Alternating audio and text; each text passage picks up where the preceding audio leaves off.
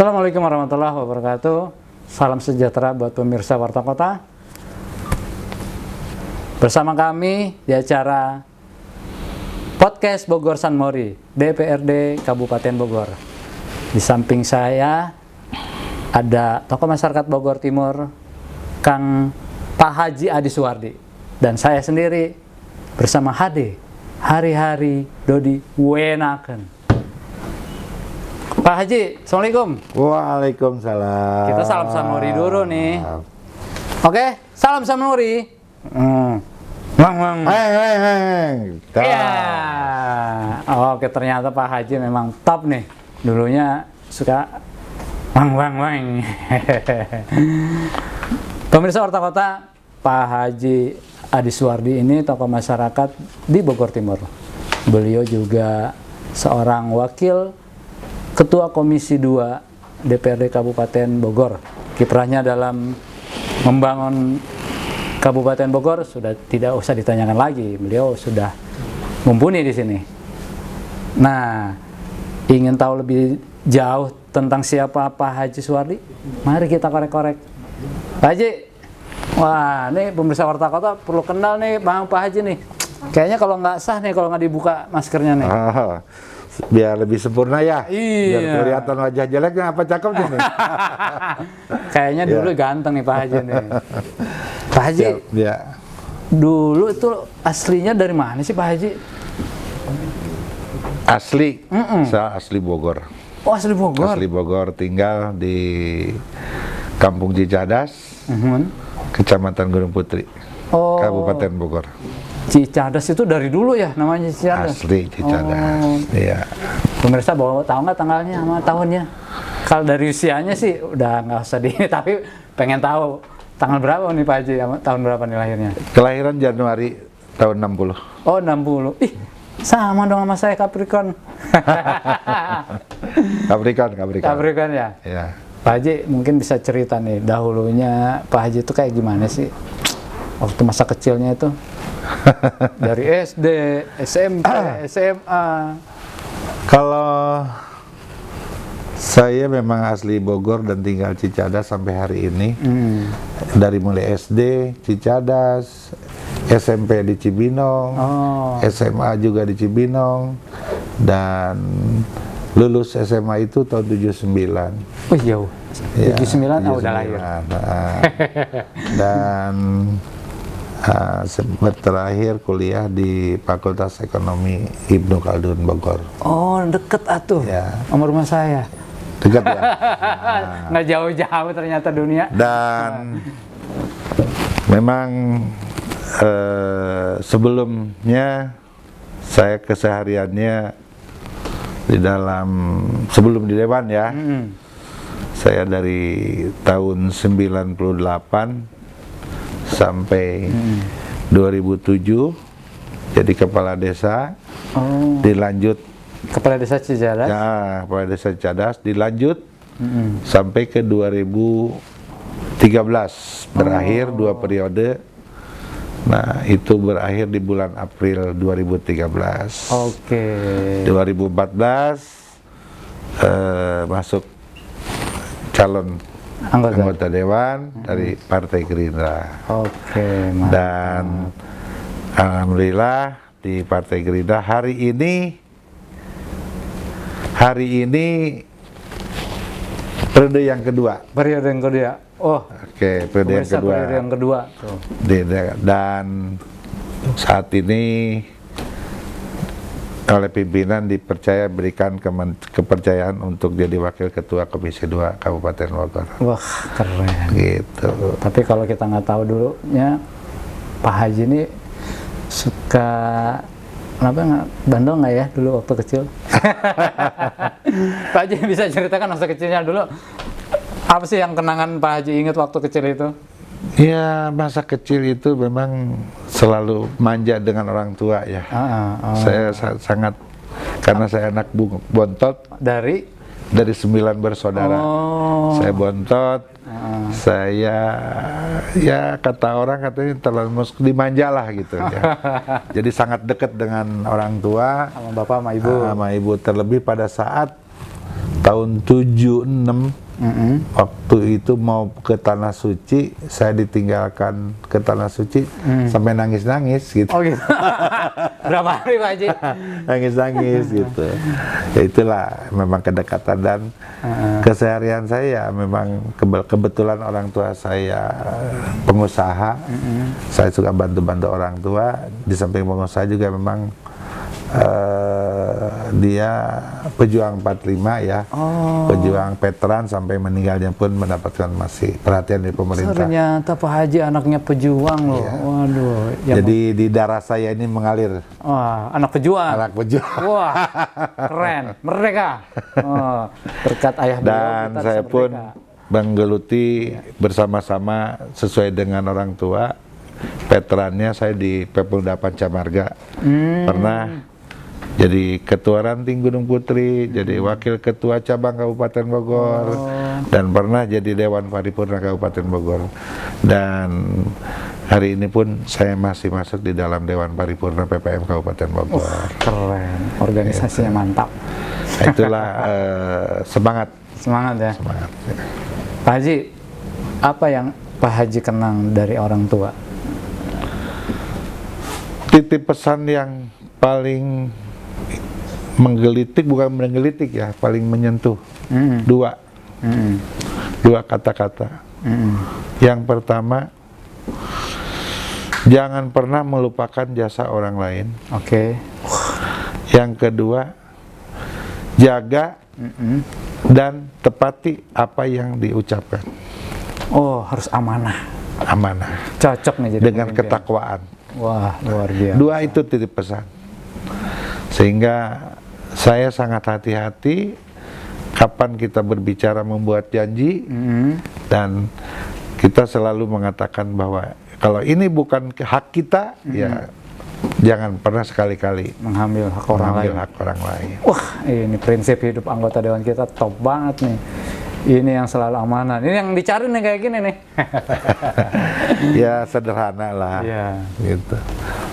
Apa yang membuat Pak Haji terus memegang teguh pesan orang tua itu? Apa pernah dulu terjadi sesuatu kah melanggar pesan itu? Enggak. Sebenarnya kalau berbicara pesan itu lebih kepada memang karena kedekatan saya dengan orang tua, dan memang sampai meninggalnya pun memang saya bersatu dengan orang tua sampai hari ini. Orang tua udah meninggal memang. Dan itulah memang kesehariannya, dari mulai usaha, saya ngurusin perusahaannya, dan saya bekerja pun begitu, dan sampai saya jadi kepala desa 2 periode pun dia selalu mengingatkan. Itu seperti itu. Pak Haji mungkin pernah mengalami masa sulit nggak sama orang tua?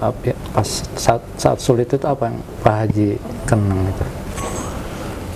Kalau dibilang masa sulit apa ya? Kalau udah pasti memang kehidupan pasti ada lah masa-masa sulit. Tapi yang paling terasa yaitu pada saat tahun 76 waktu itu mau berangkat ke Tanah Suci, saya pagi-pagi mau berangkat sekolah ini. Itu SMA ya? Iya, SMA. Waktu SMA saya keliling nagihin duit di toko-toko, ya, untuk nambah uang saku ke Tanah Suci waktu itu. Sehingga saya pulang dari keliling, ya sampai ke Depok, Cimanggis segala macam. Waktu itu keliling pakai motor. Saya pulang. Begitu pulang saya nangis. Kenapa? Karena begitu saya pulang udah nggak ada. Udah berangkat. Oh, udah berangkat. Sedih banget itu ya. Udah berangkat. Begitu udah berangkat, saya kejar, ketemu di Taman Mini. Hek Bundre. Hek. Nah, ketemu, kejar di situ, dan disitulah saya ingat betul menyerahkan sejumlah uang untuk ongkos uang saku di Mekah waktu itu. Nah, itulah sangat terkesan sekali, sehingga saya waktu itu motor ditunda dititip di mana pada saat itu sebenarnya nggak ingat lagi gitu ya. Luar biasa Pak Haji. Itu yang paling cintanya ya. Saking sayang sama orang tua, beliau rela berkorban keliling untuk mencari uang saku. Bahkan sampai ditinggalin. Emang jadwal kan sudah ditentukan. Jadi gitu ya. Jadwal jam sekian harus nyampe bandara, iya. harus karantina gitu kan. Nah saya dari pagi pulang ternyata nggak kekejar, kan akhirnya saya ngejar seperti itu. Pak Haji ini diberikan amanah ya, menjalankan perusahaan orang tua. Apa yang Pak Haji lakukan pada saat itu sehingga bisa berkembang? Pertama pesan yang selalu ini kita berbicara kejujuran ya. Iya. Kejujuran dan dilakukan dengan tertib administrasi. Oke. Tertib administrasi, dan kita juga mengatur bagaimana perputaran modal berapa, jual berapa, ada keuntungan berapa. Nah di situ kita berhitung, sehingga berapa uang yang kita bisa gunakan untuk kepentingan di luar di luar urusan bisnisnya, dagangnya gitu ya. Katakanlah itu memang itu bagian keuntungan, jadi kita terukur. Oh, jadi dan ada perencanaan. Itu dan itu selalu secara berkala kita sampaikan kepada orang tua. Itu. Pada apa sih komoditinya waktu itu, Pak Haji? Saya supplier material, batu bata, pasir, ngirim-ngirim. Kalau dulu mah bilangnya Lio. Oh, Lio. Lio itu bahasa Sunda? Lio bahasa Sunda. Oh, bahasa Sunda. Bata bakar gitu. Dan alhamdulillah tahun 98 saya ikut Pilkades, jadi kepala desa, dan periode pertama itu 8 tahun. 2007 kembali pemilihan, 2013 berakhir, 2014 enggak, 2010 saya masuk Gerindra. Oh, 2010. Tapi diam-diam. Oh gitu. Diam-diam. Nah, akhirnya 2014 saya nyalon. Alhamdulillah di Dapil 2 saya jadi 2 periode malah. Walaupun waktu itu saya kebagian nomor urut 3. Oh, nomor urut 3. Waktu itu Gerindra di Dapil 2 dapat 1 kursi. Saya dari kebagian nomor urut 3. Oke. Ternyata Pak Haji perjuangannya luar biasa nih. Ya, memang itulah. Nah, kemarin untuk periode kedua dilanjutkan. Ya, alhamdulillah sampai hari ini. Jadi buat para milenial, kalau menjadi orang sukses itu harus kerja keras kayak Pak Haji. Terukur, terencana. Nah, Pak, pemirsa Warta Kota nih, sekarang kita tanya-tanya nih. Kayaknya kalau dari ceritanya Pak Haji nih, Pak Haji dulu nih banyak penggemarnya nih, sampai punya istri. Wah, kisah asmara. Pak Haji, bener nggak Pak Haji?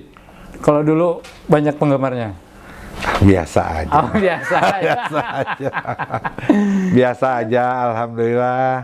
Dalam keluarga saya sampai hari ini dikaruniai 2 putri, ya, dan 2 putra. Oke. Dan sudah punya 7 cucu. 7. Banyak loh. Alhamdulillah. Dipanggilnya apa? Abah. Oh, Mbah. Pan orang Sunda tuh. Panggilnya Mbah. Oh, gitu.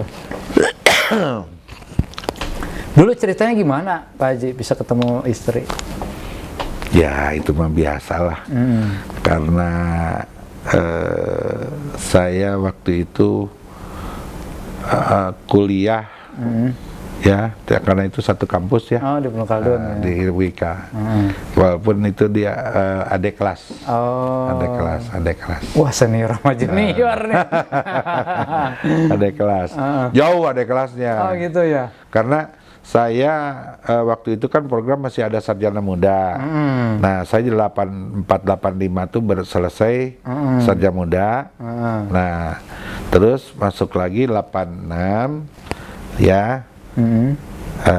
Itu masuk ngambil S1-nya, kuliah padat kan waktu itu. Baru ketemu tuh.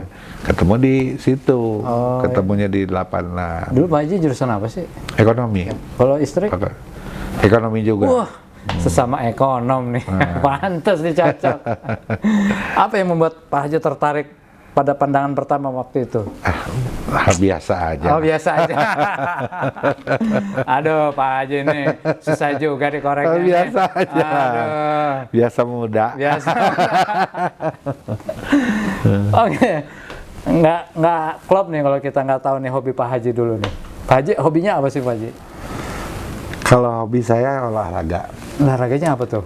Olahraga dulu waktu masih zaman SMA itu suka naik gunung lah. Oke. Camping.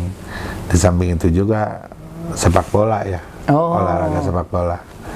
Walaupun tidak jadi pemain bintang, ya saya pernah jadi pemain tingkat level desa kecamatan lah. Gitu. Pemain bola. Kalau Guys.